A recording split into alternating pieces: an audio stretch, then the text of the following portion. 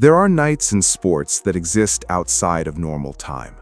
Nights so complete, so statistically overwhelming, that the people watching them struggle to find the right words before the final buzzer even sounds. July 18th, 2026 was one of those nights, and for about 18 hours, Caitlin Clark owned the entire basketball conversation, men's and women's, professional and amateur, domestic and international. Then something happened. Something small on the surface, something enormous underneath it. And by the time the dust settled, the most historic individual performance in the Wnba history had been almost completely buried under a story about a whistle, a fine, and a number that every single Indiana Fever fan now knows by heart. This is not a story about one bad call. It is not a story about one frustrated athlete. It is the story of how a league found itself unable to manage a pattern it may not have even realized it was creating, and what happens when the people watching refuse to let it quietly disappear. 45 points, 10 assists, 4 steals, 2 blocks. Say those numbers out loud a few times and let them settle, because they do not happen. Not in this league, not in any league, not with any regularity that would make them feel like something other than a mistake in the box score. When Caitlin Clark walked off the floor at Gainsbridge Fieldhouse on July 18th after Indiana's 110-107 victory over the Seattle Storm, she had just done something that no player in the history of the WNBA had ever done before. Not in 28 years of the league's existence, not across hundreds of seasons, thousands of games, and generations of the most gifted female basketball players on earth. She had become the first player in the WNBA history to record at least 40 points and 10 assists in the same game. That is not a record that existed waiting to be broken. It is a record that did not exist at all until she created it. And she did not do it cleanly. She did it the hard way, in a game that went down to the wire with both teams tied at 102 heading into the final 60 seconds. With the score knotted and the crowd at a level of noise that made the building feel like it might physically vibrate, Clark received the ball at the top of the arc, gave a quick sidestep to shake Flauja Johnson loose, and elevated from 26 feet away. Nothing but net. She turned, flexed, and let loose an expletive that the television microphones caught perfectly. Indiana never trailed again. The 45 points were a career high. They were also a franchise high, the most points any Indiana Fever player had ever scored in a single game. She added the 4 steals and 2 blocks to a line that most analysts struggle to describe without reaching for comparisons that cross league and gender lines entirely. Michael Jordan's name entered the conversation. Luka Doncic's name entered the conversation. The reason those names came up is not that Clark plays like either of them. She doesn't. The reason is that only a handful of players in the entire history of professional basketball, men's or women's, have ever posted a stat line as complete and as rare as the one she posted that night. The analysts who track those kinds of historical comparisons had to go back decades to find something that even rhymed with what had just happened. There is another layer to this performance worth naming specifically because it sharpens what came next. Clark did all of it in 29 minutes. She shot 17 of 19 from the free throw line, a career best in that category as well. She also became the fastest player in the WNBA history to make 200 career three-pointers, doing it in 74 games and shattering the previous record of 81 games set by Katie Smith. And Clark's backcourt partner, Kelsey Mitchell, chipped in 30 points of her own, making the two of them the first pair of teammates in league history to score 40 and 30 in the same game. The records were stacking so fast that night that the broadcast team was barely keeping up. By every measure available, statistical, historical, and visual, what happened on July 18th was a landmark, the kind of performance that earns a player a week of dominant headlines, hours of television analysis, and comparisons that follow them into the Hall of Fame. Under normal circumstances, that is exactly what would have happened. These were not normal circumstances. The conversation lasted less than 24 hours. 90 seconds. That is all the time that passed in Indiana's next game before everything changed. The Fever were hosting the New York Liberty the following day, riding a wave of momentum that should have carried the narrative forward naturally. Analysts were still processing the previous night, fans were still posting clips, the record books were still being updated. Then, Caitlin Clark ran into a hard screen set by Jonquel Jones, a legal screen according to the official, went to the ground, looked for the foul call, and did not receive it. She stood up, she said a few words to the nearest official. She received a technical foul. Game barely started, tech number 6 of the season, a $1,000 fine attached to it automatically under the league's revised fine structure. Indiana won the game comfortably, 108-88. Kelsey Mitchell had 33 points. It was arguably one of the Fever's best wins of the season given the quality of the opponent. The Liberty had beaten them earlier in the year and were fighting for their own playoff positioning. On any other night, with any other storyline attached, a 20-point road victory over a top conference opponent would have dominated the post-game conversation. It didn't come close. What dominated instead was the technical, the fine, the math. 6 techs down, 2 to go before an automatic 1-game suspension. That math became the story. And within hours, the record-breaking performance from the night before was something people were referencing in the past tense. That speed of displacement is itself a data point worth sitting with. A performance matched in its statistical rarity by only a handful of players in the sport's history, across both men's and women's professional basketball, was pushed entirely out of the conversation within a single news cycle. The technical foul story did not simply outcompete it on newsworthiness. It slotted into a framework that had been building for months, a framework primed to treat every subsequent disciplinary moment as more significant than whatever Clark had done on the floor. That framework did not appear out of nowhere. It has a specific origin point, and that point goes back further than most casual fans realize. To understand what happened on that Saturday, the timeline has to go back to June, not 2026, earlier, a game involving the Fever and the Phoenix Mercury. Clark received a technical foul that observers described at the time as borderline at best, not an obvious call, not a clear violation, the kind of frustrated physical moment that officials in most games on most nights allow to pass without consequence. Players say things, players gesture, the game moves on. This one did not move on. The Wnba reviewed the call, and rather than rescinding it, which the league had done for similar calls involving other players earlier in that same season, they upheld it. That decision in isolation might have been nothing, a note in a disciplinary file, something mentioned in one article and forgotten by the next game, but it was not forgotten. Because within hours of the league's ruling, people started noticing something. Screenshots began circulating, side-by-side footage comparisons appeared across social media timelines. Video of Clark's technical next to video of other players behaving in ways that looked, to most observers, at least as frustrated and at least as physical. Those other players had not received the same call. Some of them had received calls that were subsequently rescinded. Clark's was upheld. That question, why does one player's technical get rescinded while another's gets upheld in the same season for comparable behavior, did not go away. It could not go away because no satisfying public answer was ever provided. And in the absence of an answer, it became the lens through which every single officiating decision involving Caitlin Clark was viewed for the rest of the year. Decisions like that tend to set precedent whether or not anyone intends them to. Once a call is upheld on review rather than reversed, it becomes a reference point. Every disputed call afterward gets measured against it. Every explanation the league offers or fails to offer gets compared against it. And what the league failed to understand, or perhaps underestimated, is that the people watching were keeping score. Fans noticed almost immediately. The documentation began in the hours after the ruling and never fully stopped. Screenshot threads built up over days. Time-stamped comparisons circulated across platforms. Every subsequent game involving Clark produced a fresh batch of comparisons between calls made on her and calls not made on other players in identical situations.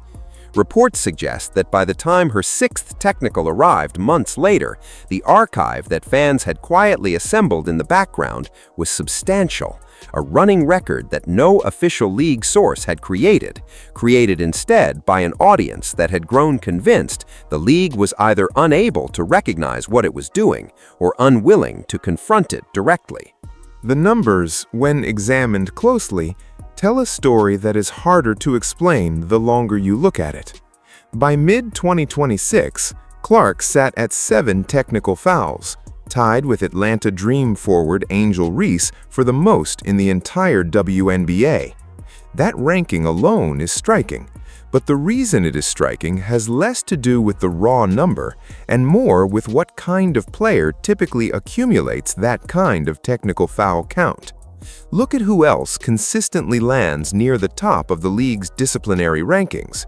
Physical interior presences, high-contact two-way defenders, players whose games are built around hard drives into traffic, contested rebounds, and the kind of constant physical engagement with opponents that naturally produces edge-of-whistle moments throughout a game. These are players who are in body contact with opponents on almost every possession. Their technical foul counts, while still notable, are at least contextually coherent given the nature of their roles. Caitlin Clark is not that player. Her game is built around floor spacing, three-point shooting from distances that most guards won't attempt, and elite playmaking, the ability to draw defenses toward her and create open looks for teammates. She does not regularly drive into the paint and absorb contact from bigger players. She does not engage in the kind of physical post battles or defensive collisions that naturally generate moments of frustration and retaliation. A guard whose primary value to her team comes from distance shooting and court vision simply does not, by the nature of her role, generate the same volume of whistle-adjacent incidents that a bruising interior player does across 30 minutes of basketball. And yet, here she is, sitting at the top of the technical foul leaderboard, tied with a player whose physicality and defensive style represent nearly the opposite of Clark's own. The WNBA rescinded only 4 technical fouls across the entire 2026 season out of 144 total. Clark's team appealed twice. Both appeals were denied. That rescission rate, 4 out of 144, is worth keeping in mind when evaluating how seriously the league takes individual appeals. And when the appeals fail and no public explanation follows, what fills that silence is exactly what has been filling it since June: the audience's own conclusions, built from the documentation they assembled and the comparisons they drew, growing more organized and more difficult to dismiss with every game.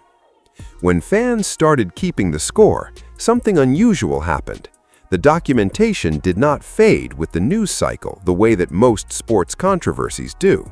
It got more organized, more consistent, more widely referenced. Threads that began as reactions to a single disputed call evolved into running archives that were updated after every Fever game. Fans began refreshing box scores in real time during games, specifically to track whether a given call moved Clark closer to the suspension threshold. Not to follow the score, not to watch the highlights, to monitor the technical foul count. Side-by-side video clips continued to circulate, matching Clark's technical foul moments against footage of other players whose behavior in similar situations did not produce the same call.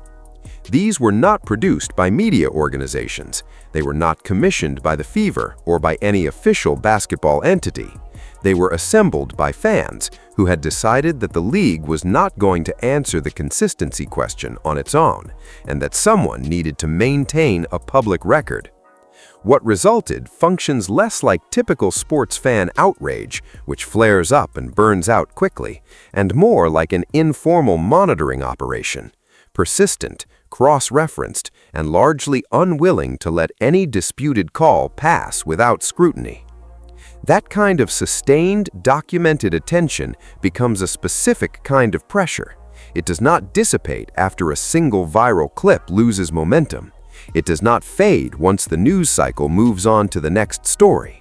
A running, cross-referenced record that is updated after every game and compared against a growing archive of prior calls becomes harder to dismiss the longer it exists, not easier, because each new entry reinforces the pattern rather than standing alone. The most detailed and consistently updated public record of Clark's disciplinary history in 2026 was not maintained by the Wnba. It was not maintained by any official media partner. It was crowdsourced, independently assembled, and growing. That is not a dynamic most professional leagues have had to navigate in quite this way. The audience that the league depends on for its own growth had effectively become the league's most active record keeper on one of its most sensitive, ongoing storylines. The asymmetry here is worth naming clearly. On one side, a league office that issued fines without comment, upheld technical fouls without public explanation, and offered no statement that meaningfully addressed the consistency question fans had been raising for months. On the other side, an independently compiled, constantly updated, widely shared archive of nearly every disciplinary decision the league made involving one specific player. When an institution's public record of its own decisions is less complete and less accessible than the record assembled by critics of those decisions, the institution has a credibility problem that silence cannot fix. Stephanie White is not a fan account. She is not an anonymous commentator on a basketball forum. She is a professional head coach operating in a league environment where public criticism of officiating carries real financial and professional consequences. She knows that. She chooses her words accordingly. And even then, even operating under those constraints with the knowledge that speaking too directly would cost her money, she went on record, repeatedly.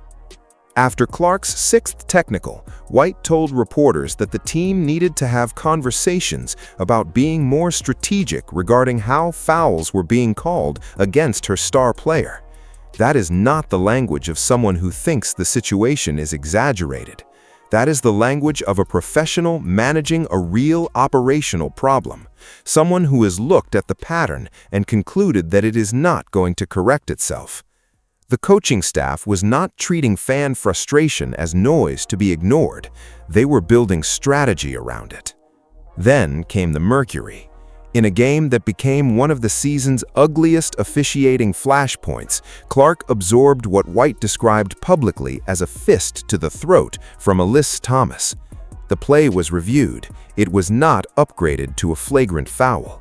White, speaking to reporters afterward, nearly an hour after the game ended, still visibly heated, said things that head coaches do not typically say publicly unless they have reached a point where staying quiet feels worse than the fine. She called out referees directly. She said Clark was not being officiated the same way other players in the league were being officiated. She used the word egregious. She made it clear that the disrespect, in her view, had become something that could not be casually waved away. She was fined for it. And then, in her next press conference, when a reporter asked whether the league needed to step in to protect top players from intentional rough play, White smiled and said, "Are we trying to get me fined again? Because I did just get fined." The humor was dark and real. A head coach, on the record, treating the prospect of speaking plainly about officiating as a financial risk she had already experienced once and was navigating carefully. That is a specific and unusual situation for a professional sports league. When a team's own coaching staff has been fined for publicly naming a pattern and is still, carefully, strategically, but unmistakably continuing to name it, the pattern is not a perception problem. It is a structural one. National media coverage began using the phrase political tug-of-war to describe the dynamic surrounding Clark's treatment by the league. One week, she was being celebrated as the biggest draw in women's basketball history. The next week, she was discussed as a player facing unusually strict discipline. Sometimes both narratives occupied the same 7-day stretch. The whiplash in framing became its own part of the story, a single athlete simultaneously cast as the league's greatest commercial asset and its most consistently penalized liability.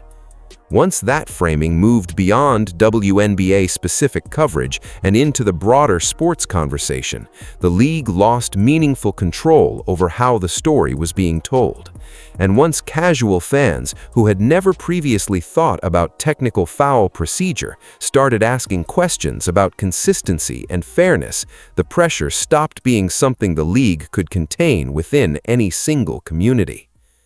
Before the 2026 season began, the WNBA quietly restructured its technical foul fine schedule. Under the new system, technical fouls 4 through 7 each carry a $1,000 fine, a significant increase from the $200 starting point used in prior seasons. An 8th technical triggers an automatic 1-game suspension without pay, plus a $1,500 fine. Every 2 technicals after that point triggers another suspension. The rule applies uniformly across the league. Uniform rules, however, do not always produce uniform outcomes in practice. For a player sitting at 7 technical fouls with 17 regular season games still remaining, with a style of play that critics argue should not be generating this level of discipline in the first place, the financial and competitive stakes of that structure are considerable. Not because $1,000 is a meaningful sum for a professional athlete at Clark's level of commercial success. She has an 8-year, $28 million Nike deal. A fine is not her concern. What matters is what the fine structure reveals about how the league has chosen to address the situation. When the cost of a player's frustration rises, while the consistency of the calls generating that frustration remains the subject of active dispute, the burden of responsibility shifts almost entirely onto the player. The structure treats escalating financial penalties as a substitute for addressing the underlying inconsistency. Fans and commentators who believe the officiating pattern, not Clark's conduct, is the root cause of the problem, have taken particular note of this framing. Does raising the price of frustration ever actually fix inconsistency, or does it just make inconsistency more expensive to live with? That distinction matters because only one of those outcomes addresses the actual problem. An escalating fine schedule built around discouraging a specific behavior only functions as intended if the behavior being discouraged is genuinely the source of the issue. If the driver is instead a pattern of inconsistent officiating that produces legitimate frustration, the fine schedule does not fix anything structural. It simply makes the symptom more expensive for the player experiencing it most frequently.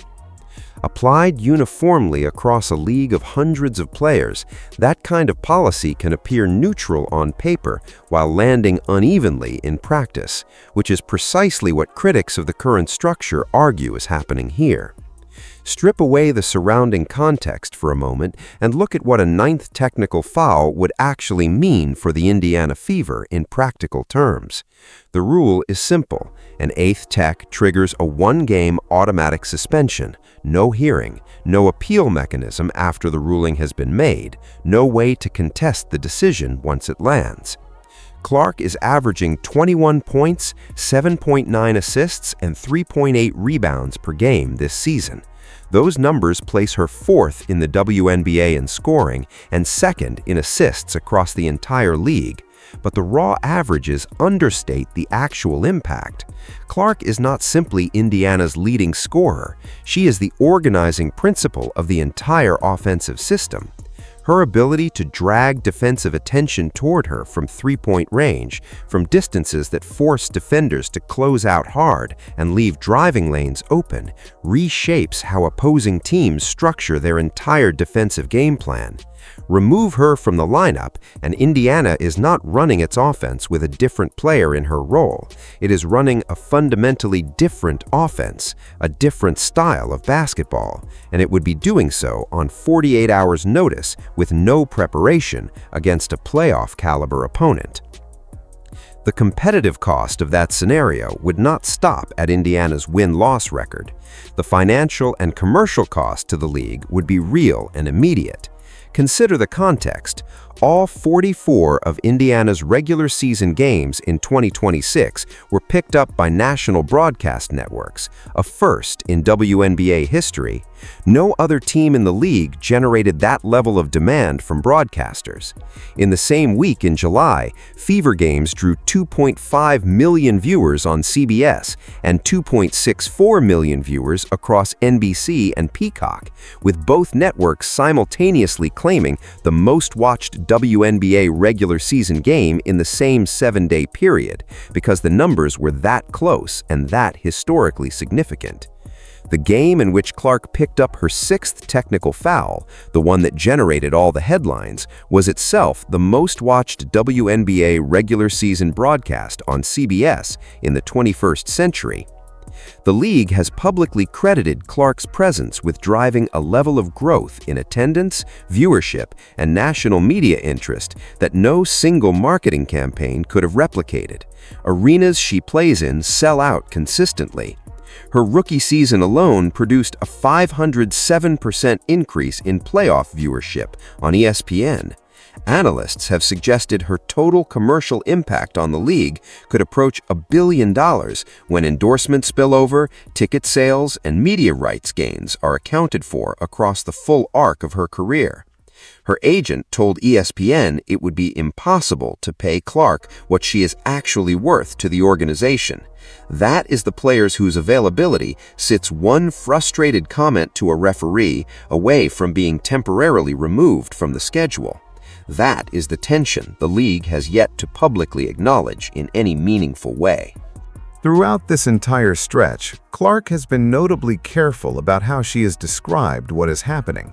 She has not framed it as a personal grievance. She has not asked the league to reverse rulings in her favor or lobbied publicly for special treatment. She made a promise to her coach at the start of the season. She told Stephanie White she would have a maximum of 2 technical fouls in 2026. That did not hold up. But when asked whether she planned to change her approach as the suspension threat grew, her answer was one word: no. What she has done instead of complaining is make an argument, a structural one. Clark has been publicly and consistently calling for the WNBA to move away from its part-time officiating model and invest in a full-time referee staff. The distinction matters more than it might initially seem. A part-time officiating model means that the people calling games are not necessarily working WNBA basketball as their primary career. They may not have access to the same level of film preparation, inter-game consistency coaching, or institutional accountability structures that a fully professionalized officiating staff would have. Going full-time would mean treating the role as a dedicated career path with the salary, training, and accountability structures that come with that. She is not the only one saying it.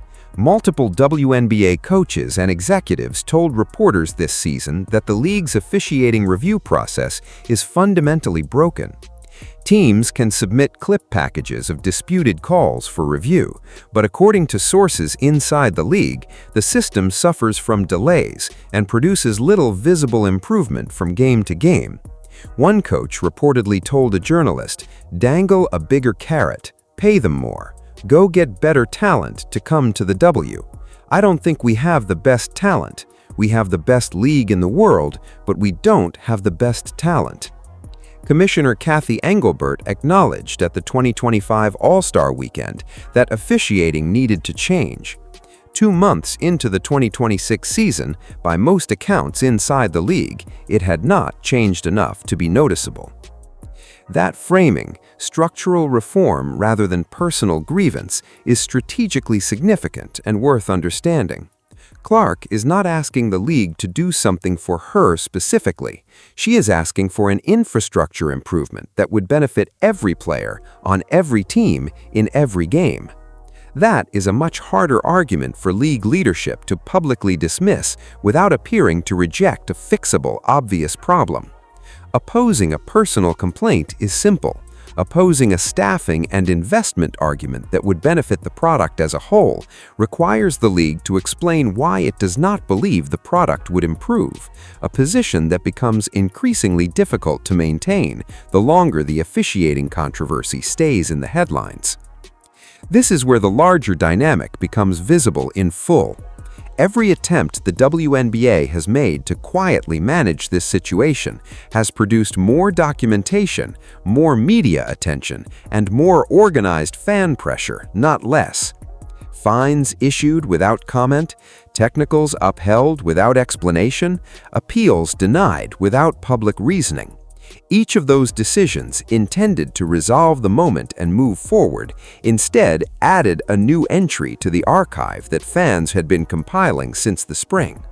Each non-explanation reinforced the impression that there was something worth not explaining, and each reinforcement made the next whistle involving Clark more significant, not less. The pattern now has pressure coming from three distinct directions simultaneously. From Clark herself, whose structural argument about full-time officiating has been picked up by national media and given real credibility by the support it has drawn from coaches and league insiders. From Indiana's coaching staff, which has gone on record, at personal financial cost, naming the inconsistency directly and refusing to treat it as a perception problem. And from an organized cross-platform fan base that has maintained a public disciplinary record more complete than anything the league office has itself published, and that adds to that record after every Fever game. It is worth being precise about what this pattern does and does not prove. The fan-compiled comparisons document a disparity in how calls and reviews have been handled. They do not, on their own, establish deliberate intent. There may be explanations for individual decisions that are less sinister than the ones circulating in comment sections, but what the evidence does establish, consistently, across multiple independent sources over an extended period, is that a disparity exists, that it has not been publicly explained in any way that closes the question, and that the people most directly affected by it have chosen to name it openly rather than let it quietly resolve itself. Does the WNBA plan to respond directly?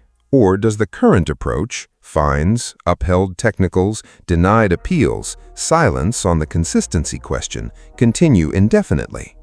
The longer silence functions as policy, the harder it becomes to sustain as the documentation accumulates. Every additional entry in that fan-compiled archive makes the next potential explanation from the league office more difficult to frame credibly.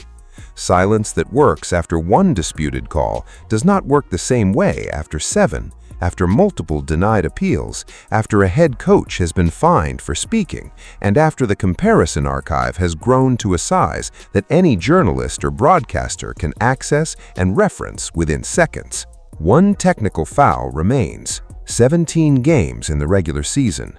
The suspension math hangs over every remaining game Indiana plays, and the structural argument Clark has been making, the one about full-time referees, about a broken review process, about a system that raises the cost of reacting to inconsistency without addressing the inconsistency itself, is still sitting there unanswered, still requiring a public response that the league has so far found ways to avoid giving. None of this began with a record-breaking stat line. None of it began with a frustrated comment to a referee in the opening 90 seconds of a game. It began in June with one upheld call that fans refused to let disappear, and a league office that may have believed the story would move on if left alone. It did not move on. It built. And now it sits at the intersection of the most important player in the league's recent history, a suspension threshold that is one emotional moment away, and a structural failure that multiple voices inside the sport have confirmed in public and on the record. Clark has not complained. She has asked for a fix that helps everyone and offered a clear argument for why the fix is necessary. That is precisely why the league cannot quietly wave it away. The story keeps adding new chapters, and the people writing the record are not going anywhere. Whether the response comes before an 8th technical or after a 9th, the documentation exists, the pattern is established, and the question the league has been avoiding for months is still the same one it started with. Why does one player's call get reversed and another's does not? Call this the moment silence stopped working as a strategy. The ticking clock on Caitlin Clark's suspension is real, but the clock the WNBA should actually be watching is the one measuring how much longer it can go without answering that question.